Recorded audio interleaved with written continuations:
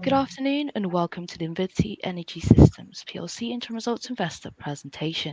Throughout this recorded presentation, investors will be in listen-only mode. Questions are encouraged and they can be submitted at any time using the Q&A tab situated on the right-hand corner of your screen.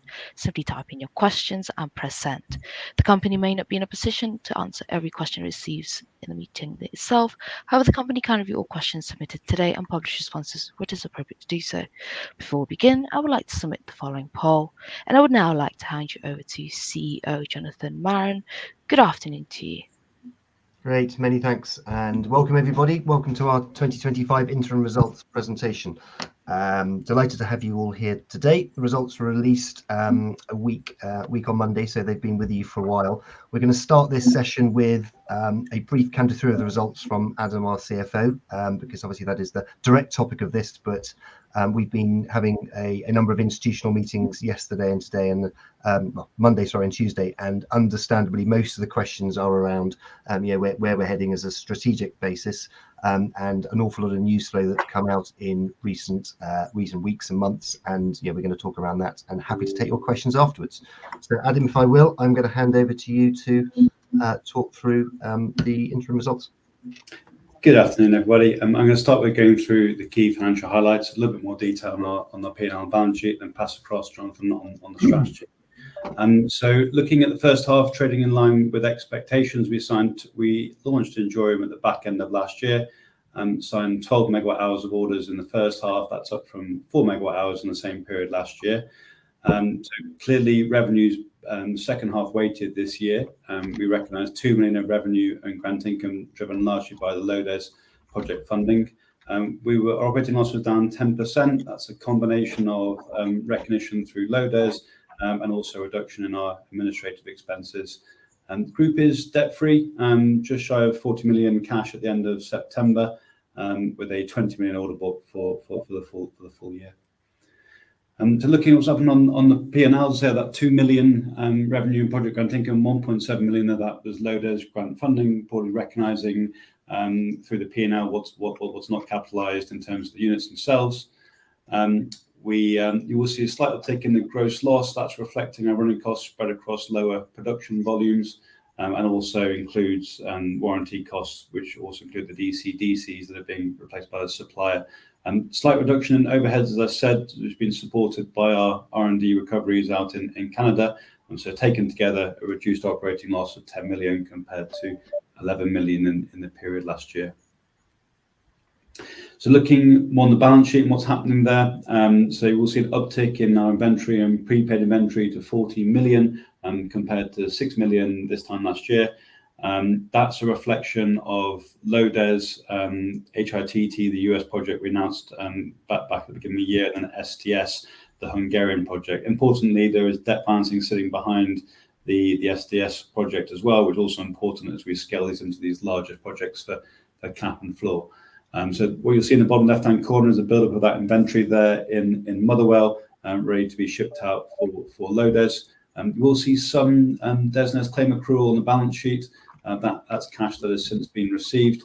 So as I say, taken together with the 25 million raise that we recently closed, just under 40 million of cash, which is the company funded through to 2027. Looking at outlook for the full year, so with the 20 million order book, there is some risk within that, around 10% of that subject to customer NTPs, and then we need to close out another 5 million of near-term contracts to get to the maximum potential revenue and grant income for the year of 25 million.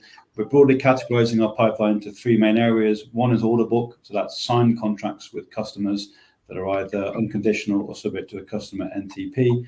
The second is near-term contracts, so projects that we're expecting to close out in the next month, in the next quarter, which are in final contracting stage, so without development risk. And then the last category is our development pipeline. So those are people who have bid into a procurement scheme like Cap and Floor in the UK, or the schemes in North America and Canada with our technology, or submitted planning permission on a project with our technology. So with that, I'm going to pass across to Jonathan. Well, actually, Adam, if I may, just for Matt, before you cover that slide, if I can just push you back to this slide here, there's a little picture on the left-hand corner there, and I think pictures paint 1,000 words. Adam talked about inventory rising at the period end. For those of you that have been to Motherwell, that is a picture taken from Motherwell no matter than sort of 24, 48 hours ago. As you will see, there are a very significant number of boxes that are there. Those are in relation to the LODES project. They're also in relation to the Indiana project we signed and announced quite recently, and HIIT. So you can see visually there, we have a very full factory with inventory ready to go, which obviously will convert into cash. And I think the other point I'd like to mention is that, Adam, you've rightly pointed out that revenues are second half weighted. Just to recap, we had a major new product launch at the back end of last year, right at the end of December. We managed to ship 4 of those units from Vancouver to Gamesa Electric in Spain at La Plana, and that has been tested, and you've seen, hopefully, or will see, LinkedIn posts from Gamesa Electric on that site and them talking about that. Any manufacturer that launches a new product does not start shipping straight away, particularly if they are working up the new supply chain and moving it from Vancouver to China. So it's not surprising, given our revenue recognition, that revenue gets reckoned in that second half of the period. So the other point on that is that the trigger for recognising grant income on LODES was when we got planning permission on that site, and that came really right at the back end of June. So with that, Matt, I might just ask you to cover off some of those LDES procurement programs. Yeah, absolutely. And Jonathan, thanks. And I know you'll speak in a moment about the importance of some of these programs in our broader strategy. Look, we've been tremendously encouraged over the last year, really, to start to see around the world a number of bespoke programs for long duration storage, most of which have some form of carve out for non-lithium technologies. Whether we're talking about the cap and flow program in the UK, the BC Hydro RFEOI that has just closed here in BC, or some of the programs in California that are a continuation of our already successful deliveries there. Those jurisdictions are all starting to look not at sort of tens of megawatt hours, but hundreds to thousands of megawatt hours worth of deployment of our class of technology. We're tracking about a half dozen or so of these projects as active participants, and we have submissions that have gone in within the various deadlines that started back in June and are running through sort of early next year. And we've been very encouraged so far by the feedback that we've had from the developers with whom we're partnering on these programs. And expect that we will hear good news and share it with you all as and when it comes through. Great, thank you, Matt. So let us move on to the bulk of the presentation. The first 3 slides here are really how we are presenting the business now to investors, to customers, to those who maybe haven't come across INVINITY so far. So I'd like to run those through to you, because I know there'll be some new people on the call as well as those who are familiar with it. But there's some interesting data points here as well that point to our strategy. So that top left, the world is facing an energy crisis, and I don't think anyone can doubt that is the case. There is a significant amount of primary energy that is wasted at the moment. 63% of 5% of global GDP is wasted as energy at the moment, and there's a reason for that. Global energy demand is growing at a very, very significant rate. And that third bullet point there is very interesting. If you look at where consumption is forecast to rise significantly globally, 60% of that is due to come from both China and India. Our business is one about gaining scale, because scale enables us to reduce our product cost and therefore open up our marketplace. If we are going to achieve scale globally, we need to be in those 2 markets. And as you'll see, and we'll come on to, we announced 2 really interesting partnerships in China and India, both in September. If for those who are familiar, I spend a lot of my time, I'm afraid, looking at renewable penetration on the UK grid. On Saturday, we had a very blustery day and it was very sunny, and we had approaching 75% of penetration of renewables onto the grid. However, we still have the highest energy prices in the G7, and some of the highest worldwide. It is causing huge issues from a manufacturing perspective, from a growth perspective. And the reason that you can have that high penetration of renewables but yet no impact on prices is because the current storage mechanism we have, which is predominantly lithium short duration storage, is not bridging the gap between the 2. We need to be able to time shift that renewables from day daytime, from the solar perspective overnight, and particularly when the wind is generating. And that's what long duration storage is designed to achieve. So if that's the problem that needs to be addressed, how do we address that?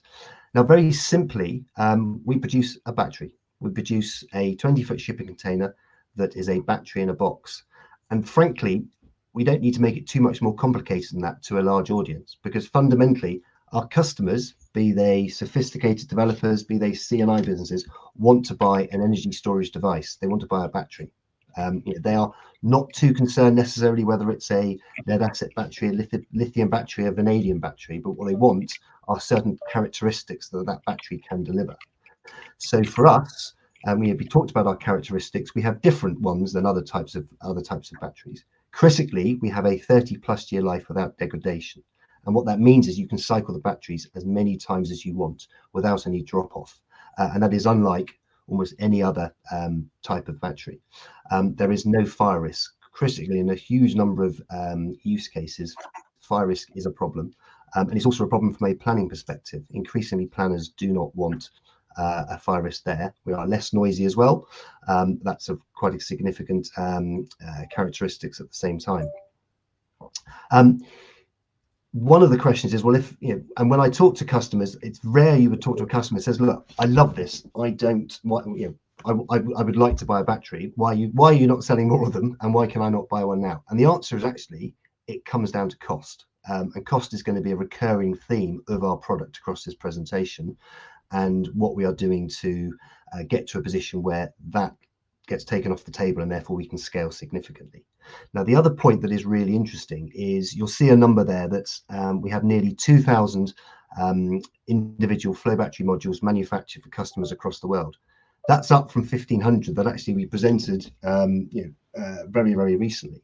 And actually, when you account for the low-res projects and others which we are building now for STS, Ideona, etc., we're at that nearly 2,000 number. And that's really important as well, because most of our customers are going to be those who effectively are building a critical infrastructure asset. This has to work. They are not willing to take infrastructure and technology risk. And what is clear now is because we have progressed the VS3 since 2020, over the last five years, we've got that credibility.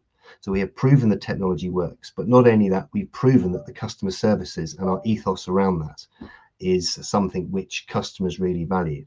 And time again, I speak to customers and they say, look, there are always problems on site, and there will always be problems on site across all technologies, across all products. And what you really want is an organization who we can trust to come in and resolve those issues. And not only resolve them, actually come to us and say, look, we have an issue with the product or this site, we actually need to come in and fix it. And this is the timescale and this is how we'll do it. And then you do that on time. And I am very, very certain that we are doing better than the industry on that, because we are told that time and time again. You only have that if you have that number of products out into the field, and that in itself is a competitive advantage and a blocker from others who are not in that position getting to where we are. Clearly, if we stand still, we will allow others to catch up, but we don't intend to do that. So that is a huge competitive advantage. If I can look at that bottom right-hand box, our revenue model, for those who I say are new to us, our principal revenue stream at the moment is sales of batteries, sales of those 20-foot shipping containers, and we recognise that once the product is taken ownership by the client. There is some servicing revenue that comes alongside that. Inherently, there's a bit of a conflict. You don't want to grow that too significantly, because ultimately people are looking at the overall cost of ownership of this product, and for them, keeping the servicing level down is important. So, but it will become an increasingly important revenue stream for us. The license and royalty arrangements, which are those that we look to progress outside of our core markets, so across Taiwan, across China, across India, it is likely that most of that revenue will come as a license and royalty. So our partners will look to do the heavy lifting in terms of the sales process, in terms of the commissioning, and we will get paid a royalty for that. And we alluded to that, I think, in one of our announcements when you looked at China. That comes through effectively as very, very high gross margins. There are no costs associated with that. So that is, that is one way of significantly enhancing the margins over and above product sales. And then that last bullet point at the bottom, batteries as a service. You are starting to see service providers talk about this. ABB is one of those service providers that launched this service at the end of last year. And actually for a behind the meter customer, so a sort of C&I customer who maybe has solar on their roof, what they really want to do is they need to lower their energy bills. They're not sat there thinking, I need to buy a battery.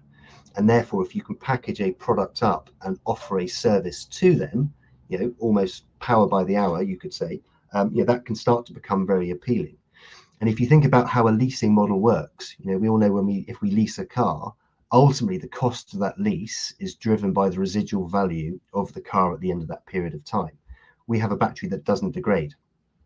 And therefore, you would have thought that the residual value of that battery should be much higher than another product. It should lend itself really well to a leasing model, and therefore this type of service. So we've said future here because it is the future. We're not about to do that just yet, but it is something we will actively work on to see how we can progress. INVINITY came together at the beginning of 2020, keep saying 2020. And since then we have those 2,000 modules out, up to 2,000 modules out into the field. We have over 6 gigawatt hours of energy dispatched from those batteries, and we are about to break the 7 gigawatt hour of dispatched energy. Again, that brings huge credibility to the business. But ultimately, it is all about Interim. We launched Interim at the back end of last year, and very recently we launched Interim Enterprise. Those cover effectively different use cases and different sizes, but absolutely critically, it is the same shipping container, it's the same battery within that box. Because what we do and are absolutely focused on is driving cost out of that product, and you do that by having a product that is manufactured on a repeatable basis. And there is a different architecture that sits around it, but ultimately that's how we can sort of take cost out and deliver scale from that. So going forward, you would expect to see certainly Interim and Interim Enterprise sales being predominantly the mix. So business strategy, and I think it's worth spending a few minutes on here to explain where we are. If I can really focus on that long-term box. Longer term, we mean 2030 as a target. I am convinced, and I have, it's an ethos throughout the company that we have to be in a position that as a product, we can compete alongside any other energy storage device without any form of support from the regulator or elsewhere. This needs to be able to compete in its own right. And the way we do that is an absolute focus on driving cost out of the product, heading towards that target. We have a very good competitive advantage with other LDES technologies, and there's a great example of that from the cap and floor program, which I think Matt will talk about in a short while. But lithium really is a huge competitor to ours. It improves from a performance, fire, safety perspective, but we have many characteristics that enable us to compete on that. But we have to continue to compete on cost, and therefore, at the moment, we'll talk about how we are going to do that. So what does that mean? That medium-term box there, though, is how we can deliver significant scale from various programs which are being promoted around the world. Now, Matt's just talked about those LDES programs such as BC Hydro, such as Cap and Floor. There are some very significant programs there, and that we've shown we can be successful so far within Cap and Floor, and we're seeing the same level of interest elsewhere. That can deliver for us billions of pounds of revenue. Now that's interesting, but what really is driving the cost out is the scale that comes behind that of significant manufacturing of products across the piece. So that's where we are focused to deliver those huge potential volumes. But what does that mean for the short term? It means in the short term, we need to be a little bit more focused on where we are looking to sell. We are not looking to compete directly head on with lithium. But there are many use cases we see where lithium is not appropriate. Think of a green hydrogen project, think of a data center. Both of those have a fire risk that you would not put a lithium battery directly next door to. We also speak to developers who actually see that there is a cost and benefit to putting our vanadium flow batteries in now. So therefore, we're speaking to some very large developers who are considering making purchases for delivery next year and the year after. So there is some really interesting deal flow there, but we have to be a little bit more fleet of foot to be able to find them. There are competitors of ours that are able to sell at negative gross margin at future cost to achieve that. it is one way of driving scale, but it is very high risk. And also, I think it's, for us, we need to be focused on driving that cost out and just making more careful use of our balance sheet rather than effectively what could be wrapping pound notes around a product before it sells out there. So I hope that sort of explains our strategy and why we're heading where we are. The short term, we've looking to make sure that we've got some healthy growth and revenues next year, and then really pushing forward from 27 onwards. So from a cost down perspective, I'm going to cover the first few bullet points here. Matt, I might hand over to you if that's okay to talk through some of the detail. But one of the most interesting questions we got when we produced the final results was an institutional shareholder saying to us, look, you moved from VS3 to Interim. That was quite a long process to get there. Are you happy with the result? Did it achieve out of the box what you thought it would do? And the answer there is yes, it has done. There is a reason why we spent so long talking about what was then Mistral and now Interim.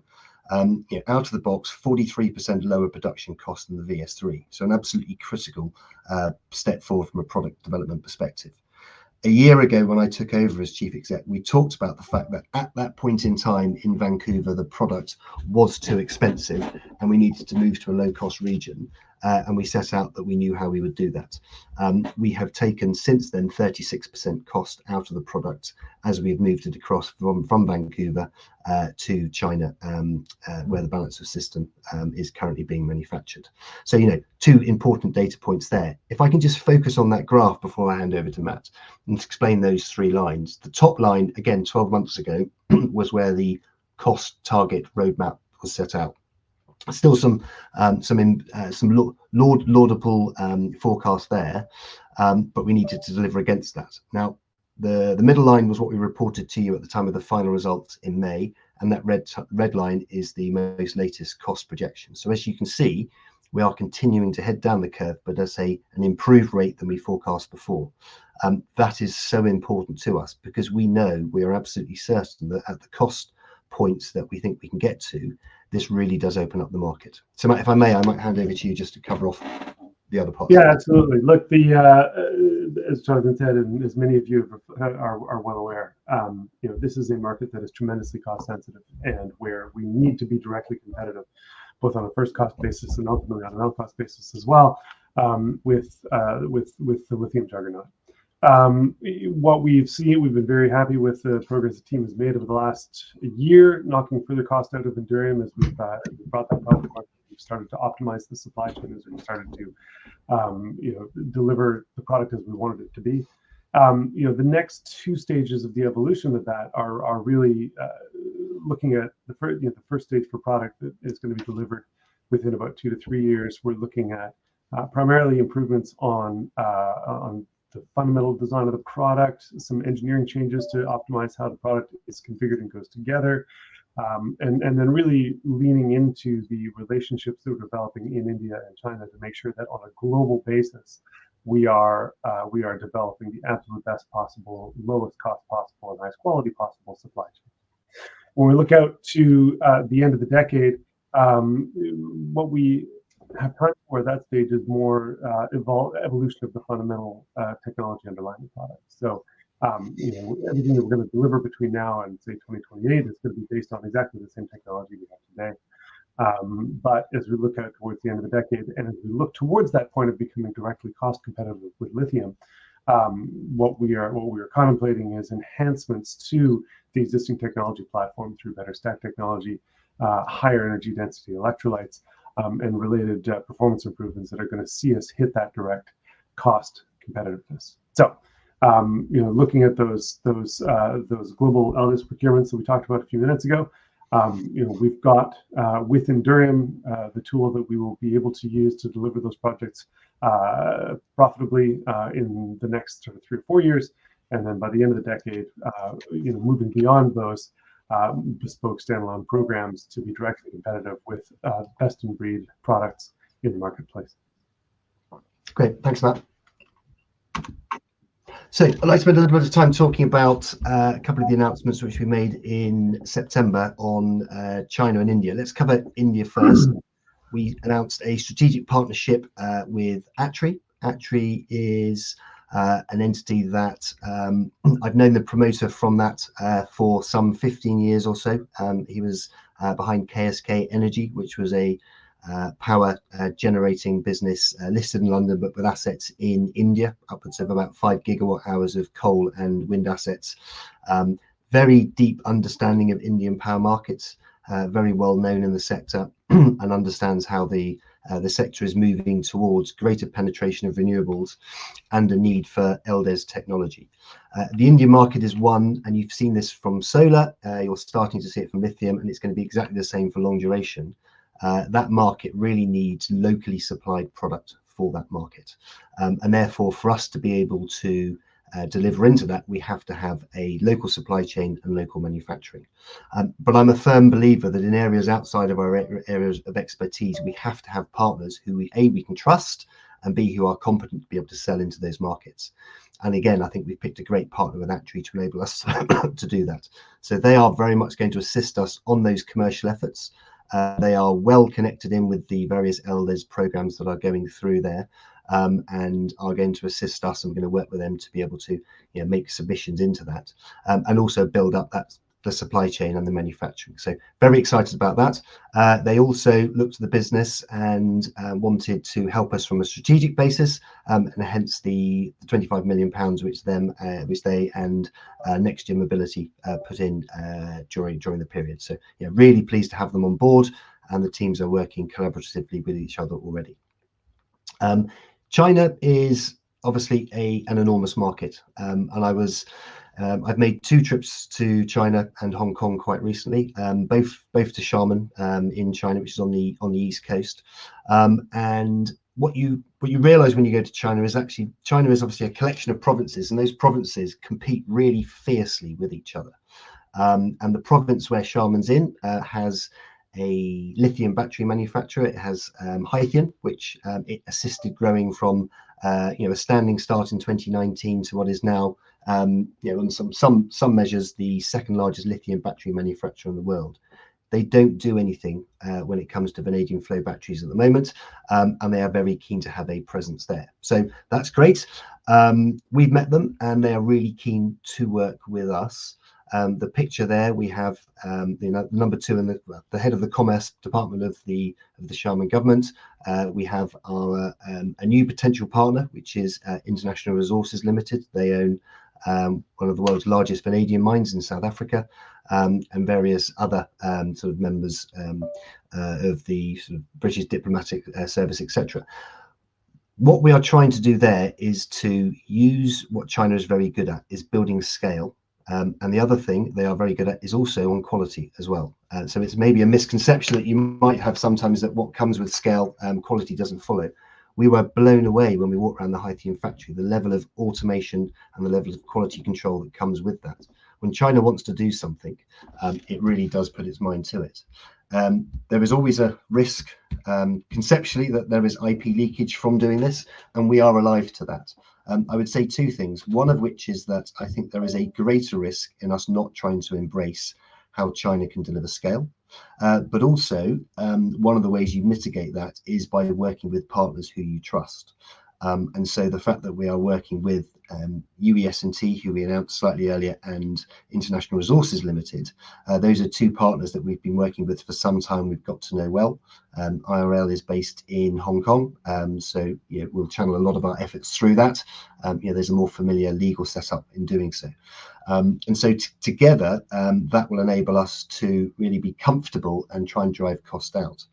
The other side of that is that both of those 2 organizations have some really interesting projects and contacts within China at levels that I think we wouldn't, in some senses, sort of dream of being able to exploit ourselves. And so on both China and India, you can see a license to royalty model coming through there. And if we get this right, and we start delivering product into China, then this could start to deliver quite significant license royalty revenue from that. We are not there yet, but at the very least, what this should be doing is delivering low-cost product to enable us to compete at the lower cost we need outside of China in our core markets.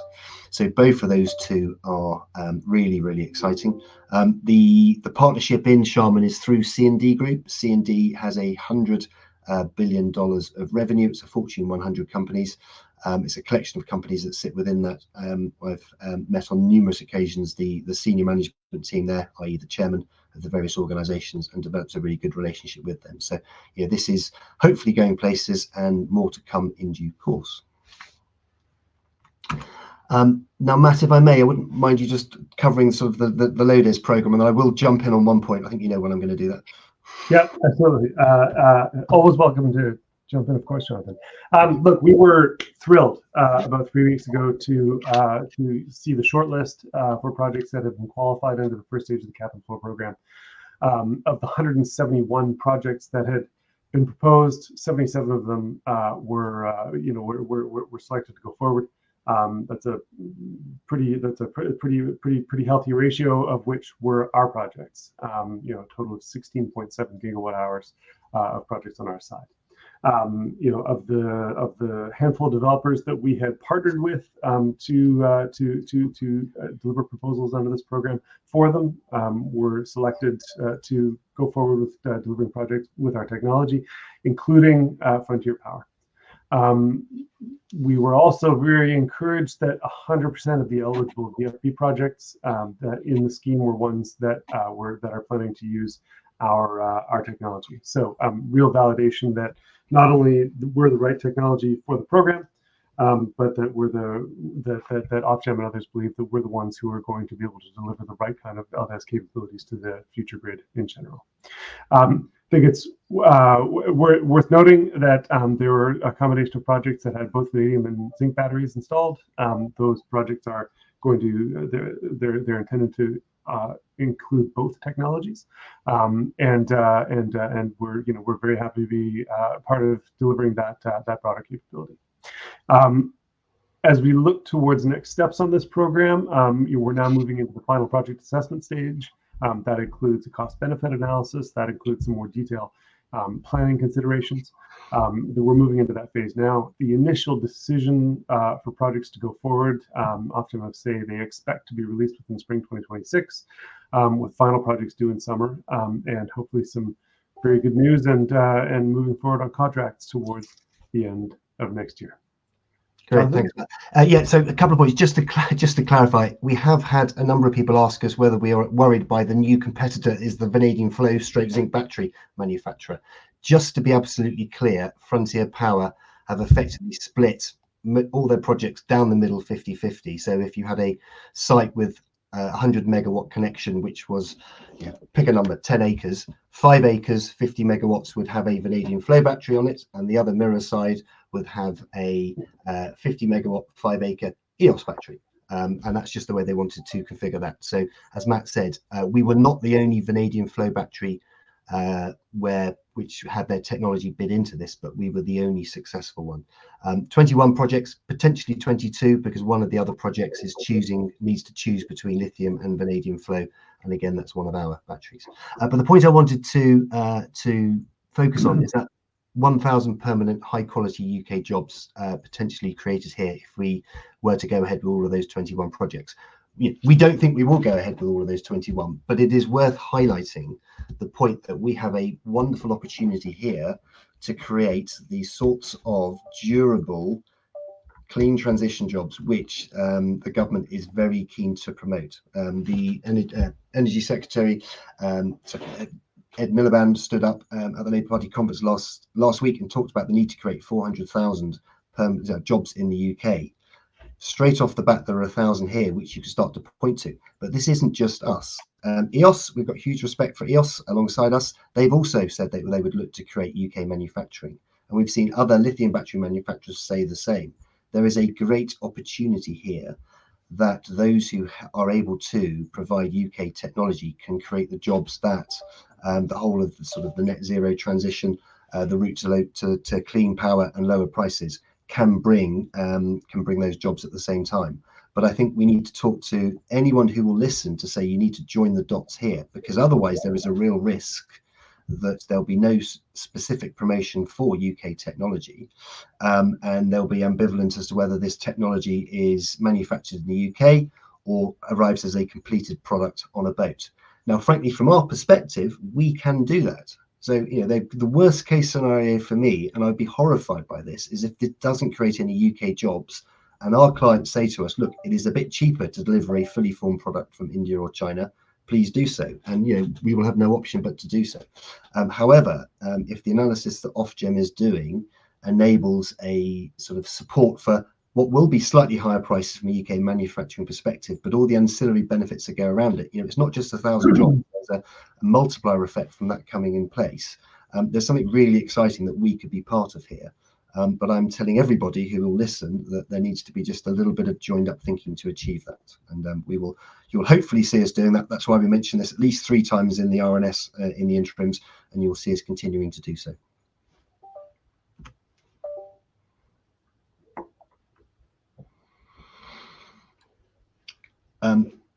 Adam, do you want to cover this slide? Yeah, thanks, Jonathan. So it's worth taking a step back at what's the problem we're trying to solve here, and why it's important for the UK. As Matt mentioned, 21 of those 77 projects that Ofgem have approved have been submitted with Interim technology. So the traction there is really important. The average developer that submitted with Interim had a 60% chance of success, at to 45% across the scheme. And the UK has really been quite forward-leaning in putting a scheme like that together. But there's a reason for that. We have essentially the highest electricity prices in the developed world, about 30% higher than the EU, over twice as high as the US. And the reason for that is quite simple and quite interesting. We've taken the thermal coal baseload off the system before we had storage to balance it. So there's the last electron that balances the grid sets the price in the UK. In the UK, that is gas, which is the most expensive electron 97% of the time. In the EU, it's gas 40% of the time. On top of that, we're also taking liquefied gas now from the US, which is more expensive. So that's really pushed up our bills in the UK, which is crippling from a manufacturing perspective, and has become quite an important political priority. But not just in the UK, also in other markets. So in Canada, Matt mentioned the schemes early on there, in the US, in Hungary, and also in parts of Europe. And essentially, all of these schemes are asking for the same sort of characteristics: 25-year availability without degradation, and improved depth of discharge. And that graph at the bottom there is quite interesting in terms of what's changed here. So go back only 3 years ago, 4-hour plus duration was less than 0.2% of the market, relatively negligible. What was needed was a short duration, 2-3 hour power, which could be delivered more cheaply through a lithium battery. Fast forward to today, 4-hour plus is around about 10-15% of the market. It's really changed quite quickly, and that's much more about time shifting, and being able to do that over long periods. So it's interesting to see where this plays into what's happening in the UK, and the problem we're trying to solve. So with that, pass across to Jonathan to wrap up. Great. Thank you, Adam. So just a look back 12 months ago when I took over as chief exec, we set a 12-month plan which we want to achieve. 5 goals there. We've reported on some of these already. 4 of those I think we can demonstrably say we have achieved, particularly talking this time about goal 4, that cost reduction plan. In terms of goal 3, we have a route to achieving these this year's numbers, and we're working diligently to make sure we take that to place. And we have a deep and wide and very interesting pipeline going forward. Clearly we need to support that. Now goal 4 enables us to achieve that, but the continued focus is on making sure that we do achieve those additional sales so we can ramp up and achieve the scale needed. So last slide, and then we'll go on to Q&A. That stable proven technology is what provides the base for us to exploit the market opportunity ahead of us. Those 2,000 battery modules, as I've said, really is a calling card that is very difficult for many others to get anywhere near competing with, as long as we continue to progress. And that close to 7 million, 6.7 gigawatt hours, close to 7 gigawatt hours of dispatched battery, again, is setting ourselves apart from the rest. We do think we've got that market leading position. There are others, and where there are new technologies which you see being talked about in various guises across the piece, again, there is an awfully long way to go from that to having a position where people think technology is proven. The way that we are going to address this requires key strategic relationships. We remain really grateful for the investment from National Wealth Fund. We retain a very good relationship with them, and delighted they remain on the shareholder register. Gamesa Electric, in the process of being bought by ABB. ABB, I think, will be a great parent for them. We have met ABB and they are very supportive of this. So we look forward to accelerating that further once that acquisition completes. We've talked about Atria and what we're doing in China, and also the existing relationships of Bowser and Everdura remain in place. So Joe, with that, I think we've completed the formalities. We can now move on to the Q&A. Great stuff, and thank you everyone for putting so many questions in. We've got in excess of 28 and counting at the moment, so we'll try and get through as many as we can.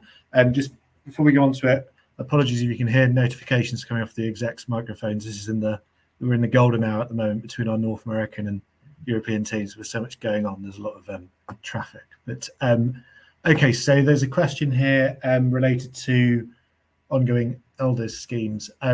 What is the maximum value of orders from the cap and floor projects you've announced that you've passed eligibility for? Jonathan?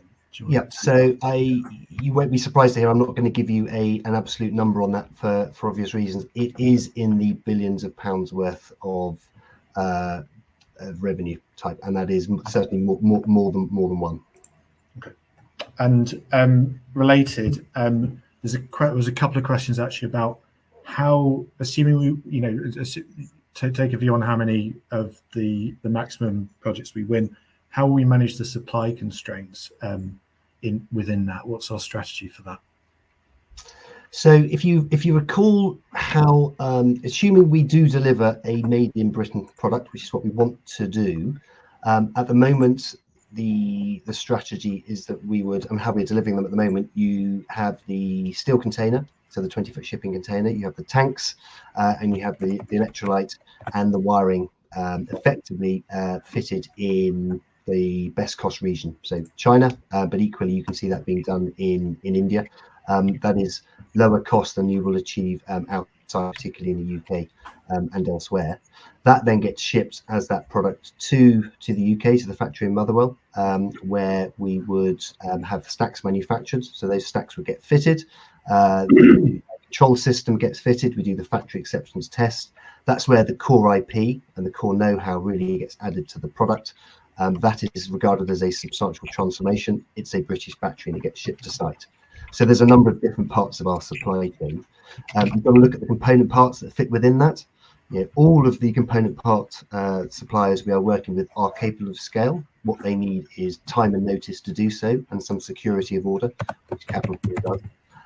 Our partners Bowser, and Bowser would be involved in any move to Sharman as well. So we're certainly not disintermediating them from this discussion. They are certainly capable of scaling, and the whole point of China and India as well is that you can get to significant scale. So I think that continuing sort of fabrication of boxes, tanks, electrolyte, we are comfortable with a lead time that we can achieve. And then you're looking at what happens in the UK. So stack manufacturing, we have already installed a semi-automated stack line within the UK. At that sort of volume, we'll be looking at move to further automation. That is taken into account when we've looked at those 1,000 jobs. So therefore, we would need probably additional facilities to manufacture stacks, but we've shown that's not a significant investment to do so. And then it's still fitting those stacks into Endurium is still not a high capex cost process. There needs some space. You need a crane to move the boxes around, but ultimately it actually becomes a matter of logistics. How can you get that number of boxes through a site? So I think it needs planning. We would look to deliver these over 2 to 3 years, and revenue would be recognised over that 2 to 3 year period. So this isn't just going to hit in 2030. You would certainly expect revenues to be coming through from 28, 29 and 2030. So it's not just a one-off hit. Very important to realise that.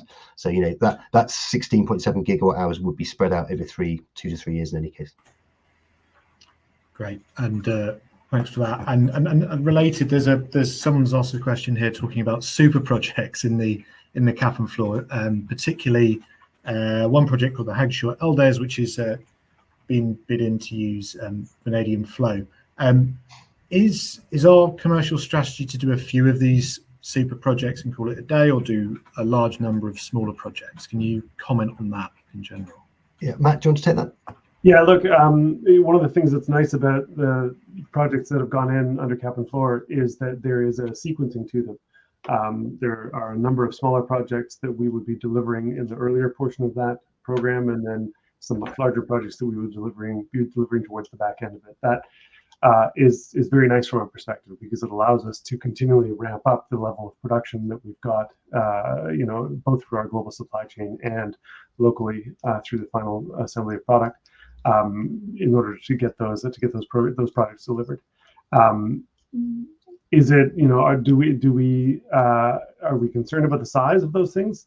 Absolutely, but it's also dead on where we expect to be delivering these very, very large projects in 2030 and beyond. So it's they're definitely large projects as compared with what we've done in the past.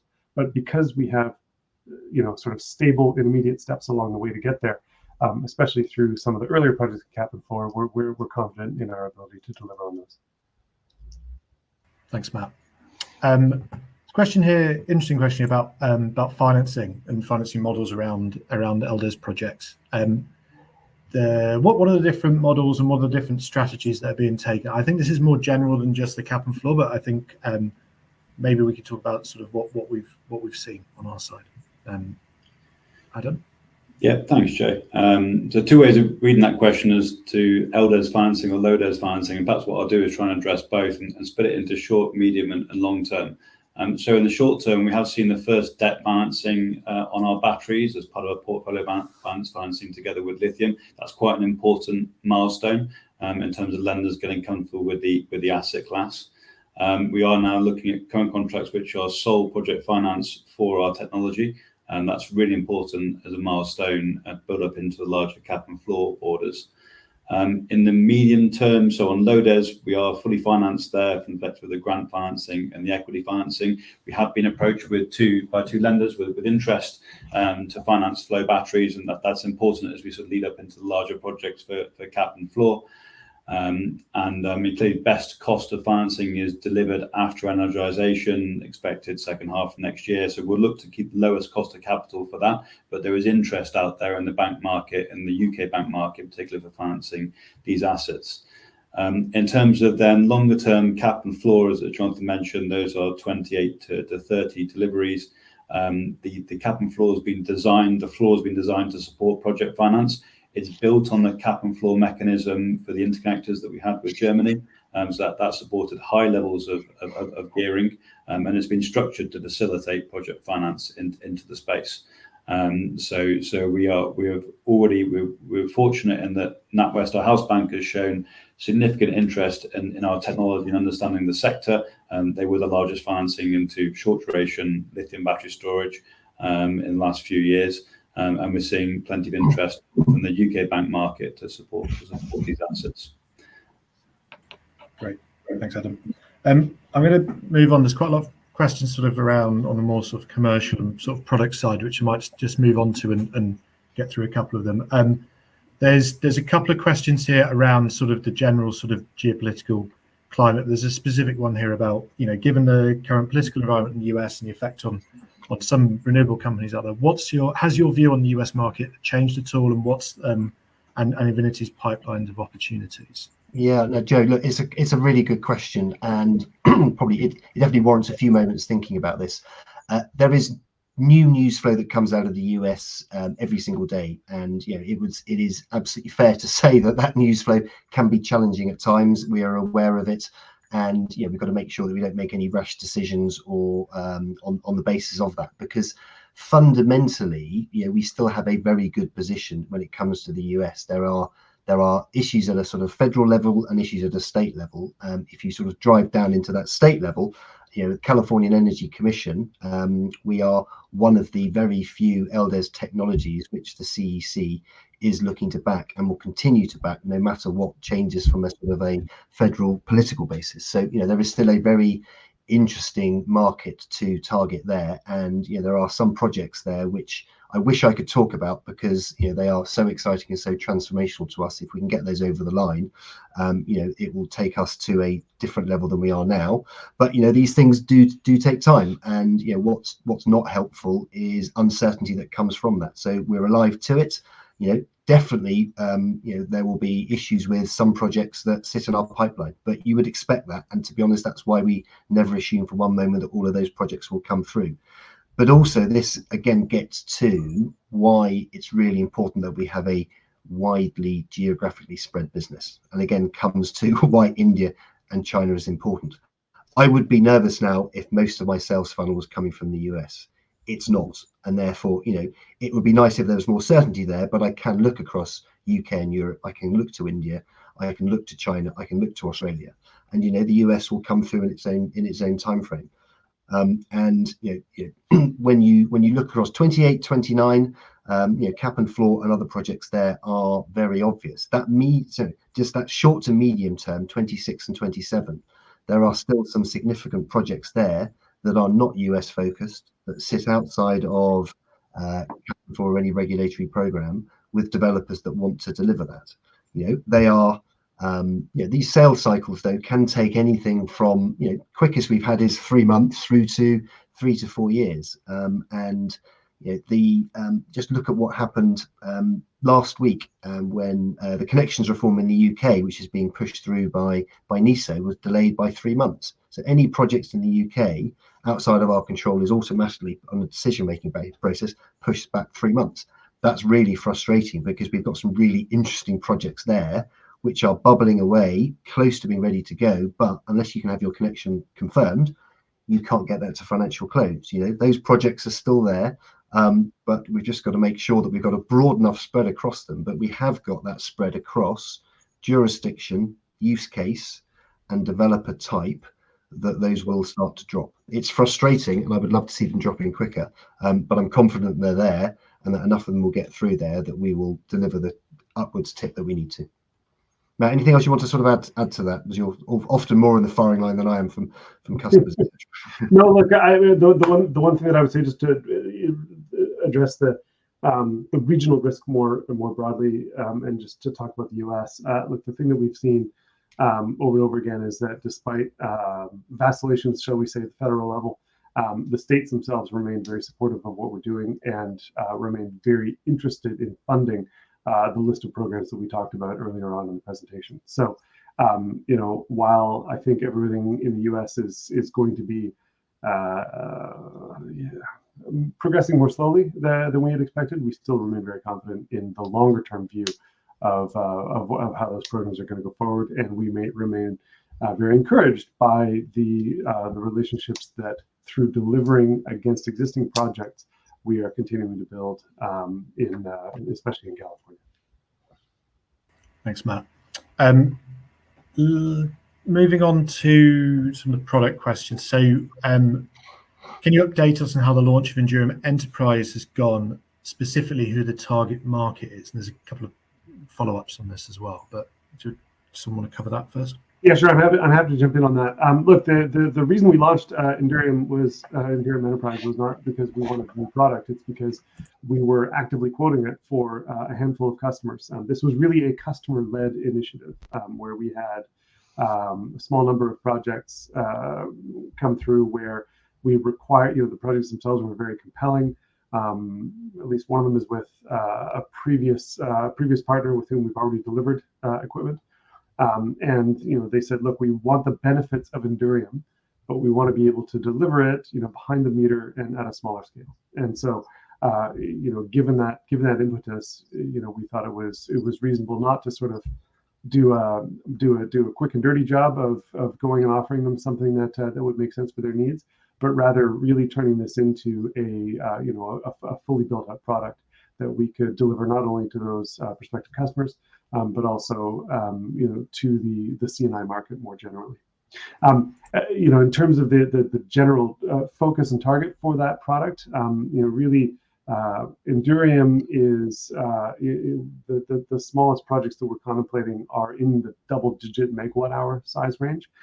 Interim Enterprise allows us to go down into the single-digit megawatt-hours.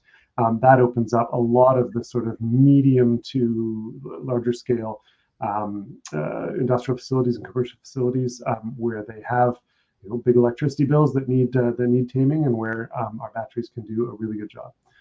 It also opens the door to slightly larger projects, but where they have a very, very high degree of redundancy required within their operations, sort of critical loads where, having a smaller number of battery strings is very, very beneficial.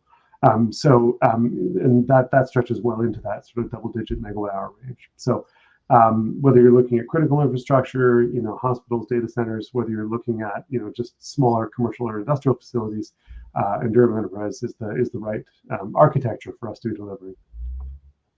Thanks. And the follow-up question, which someone has literally just asked again in a slightly different way, how are we addressing sort of the data center and sort of AI opportunity? This last question sort of says that our efforts seem to be currently quite heavily weighted towards grid scale projects. Does Invinity have a compelling sort of product for this market? Can you talk a bit about that? For sure, yeah. Look, I'll start off, and Jonathan and Adam, if you have comments, please jump in. As we are learning more about the duty cycle that these data centers have to go through, and as we're learning more, especially about a lot of the AI data centers, what we're learning is that their load factors are incredibly stochastic. They are all over the place. These data centers will be pulling 20% of their net load 1 minute and 100% of their net load the next. Regulating that power flow into a data center like that is a duty cycle that our battery does spectacularly well, and it's a duty cycle that would be incredibly damaging for most lithium-ion technologies and other solutions. So we've always talked about about data centers as being a great fit for us. Excuse me, explicitly because of the lack of fire risk. Data centers are not going to want to have a battery installed alongside them, regulating their power flow that has any fire risk associated with it whatsoever. But now that we're learning more and engaging more deeply with some of those hyperscalers and those other data center service providers, what we're learning is that the basic duty cycle for a battery at these sites is really fit for purpose for us as well. So, some interesting opportunities in our pipeline, nothing to announce as yet. But I would say watch the space because it's one that we are very, very excited about. Thanks. There's a question here around someone that's sort of news coverage on membraneless flow battery technology bidding to be part of a big data center project in Switzerland. Does management have a view on this type of technology? And what gives us the confidence that Interim is superior to that? Yeah, look, I mean, Matt, if you may, I'll cover that. That's referring to the FlexBase project in Laufenburg.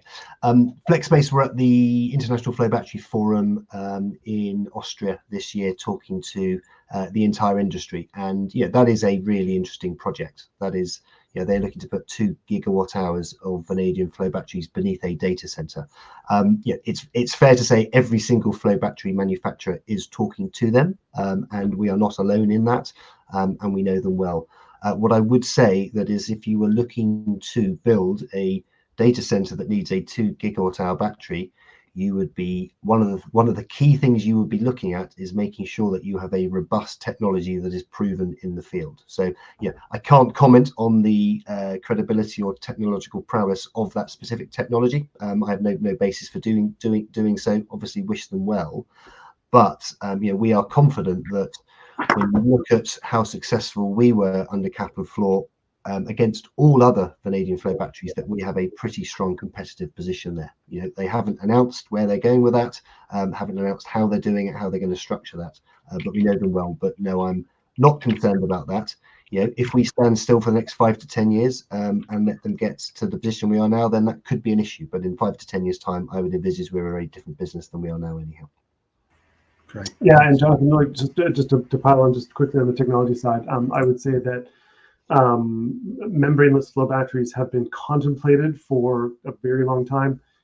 There are a handful of companies who have tried to bring that class of technology to the field, and they have struggled with the durability and longevity of that technology in service. There are always chances that those challenges have been resolved, but I would say that it's a class technology that has been tried and has not succeeded to date. just keeping one eye on the time, I think we've still got some really good questions coming through, so I'm going to run over for another 5 minutes or so just to let those on the call know.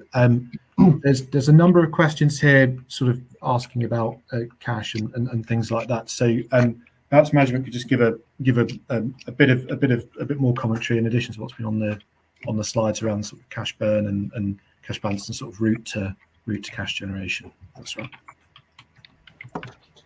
Yeah, so as we talked early on, post the 25 million raised, cash position at the end of September is just under 40 million. And you'll see from the interims, our admin expenses are now running under 2 million a month, which sees us comfortably funded through into 2027, including also the equity outlay on Lodes. So that leaves the company in a strong position without the additional gross margin from some of these projects that we're looking at in the pipeline and that we talked through early on in the presentation. So that gives really headway to now look at good, solid strategic decision making for the group. Part of the use of proceeds of that raise are R&D to accelerate our cost down. The most important thing in our pipeline conversion is cost, and that cost is driven by R&D investment. And the group is now in a solid place to deliver on those plans. Great, thanks, Adam.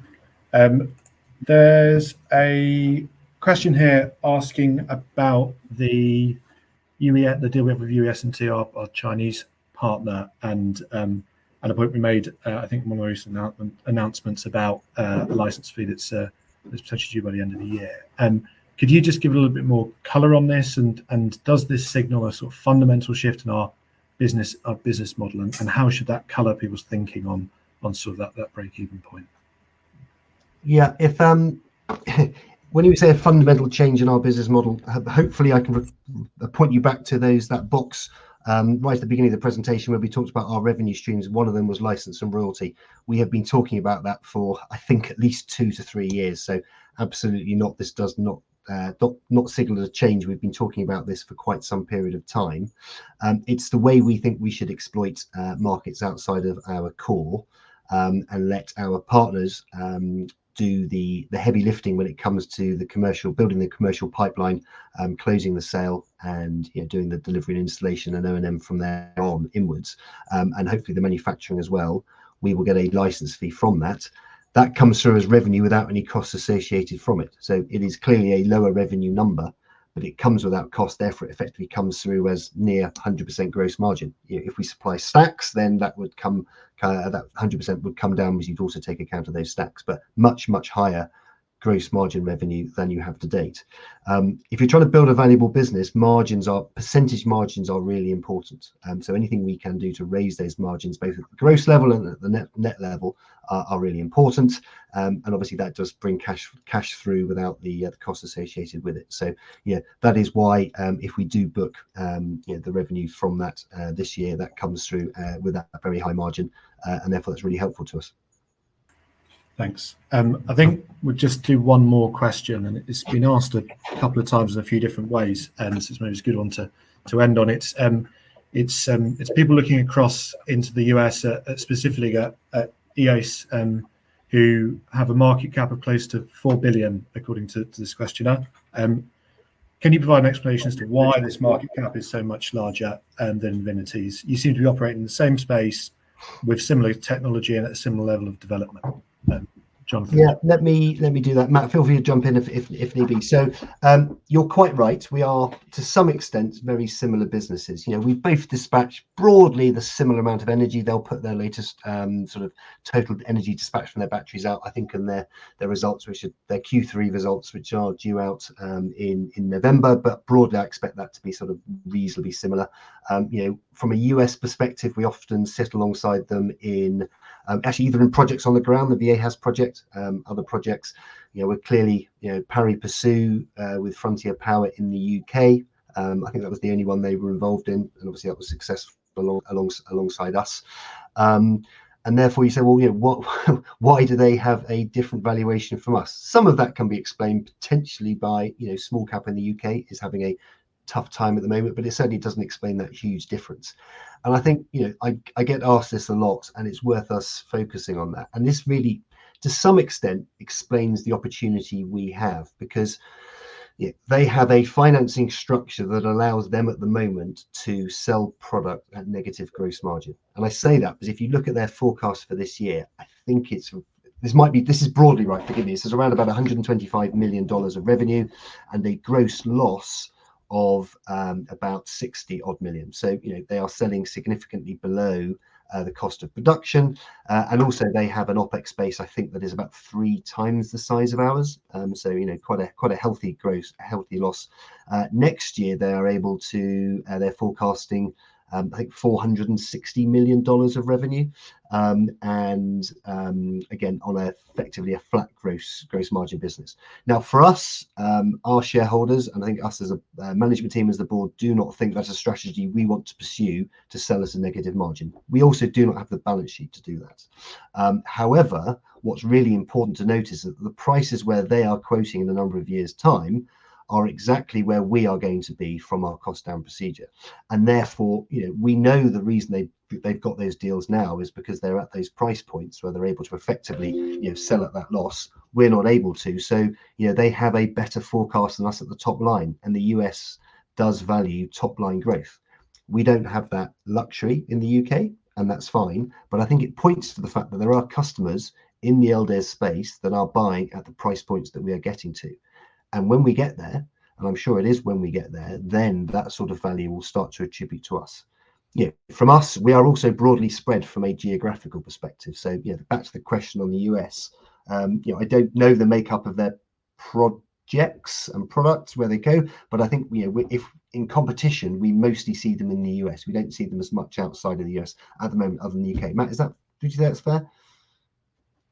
Yeah, but just for the avoidance of doubt, huge respect for them, and what we really want is we want EOS to be fabulously successful, because we want this to be a fabulously successful sector where institutions and investors make money and customers see that those who have got to the stage where their technology is mature are successful and develop, because I think we will be one of them, and we will all grow on that rising tide. So I say very good luck to them, very good luck with that valuation, and we will aspire to that as quickly as we can.